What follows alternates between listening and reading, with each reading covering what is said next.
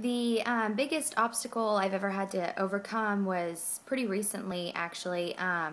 My son's father and I just broke up. My son is 2. I've had to move out on my own and get my own apartment and kind of take care of not only just myself but also a little boy. And I mean, obviously, in that self, that's a really big job and that's really hard.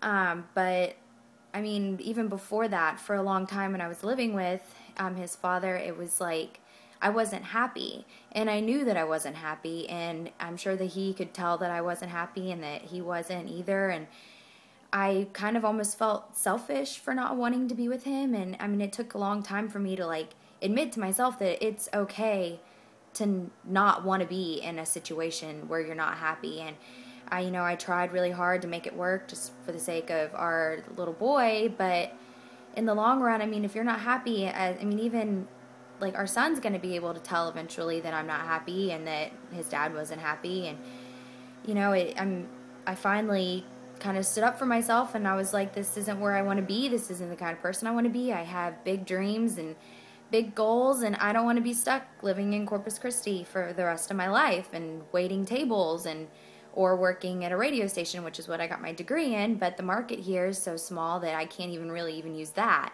So I just kind of felt like I was kind of in a permanent situation where I was I had everything I needed. I had a car, we lived in a nice house, and I mean, I had money when I wanted to spend it, but I mean, those are just so materialistic. And then in my heart, I knew that I didn't want those things. I want to be in love with the person that I'm with, and I want my son to grow up in a loving atmosphere. And even if I'm a single mom for the rest of my life, at least I know that I made the right decision for myself by moving on and trying to make my dreams come true, which is what I'm doing with the Glee project. And that's why I know that if I'm a part of this competition, that I'm gonna work so hard to make it work, because it's not just for me, it's also for my son. And it's so that he can see that it doesn't matter how old you are and what you've done with your life, you can always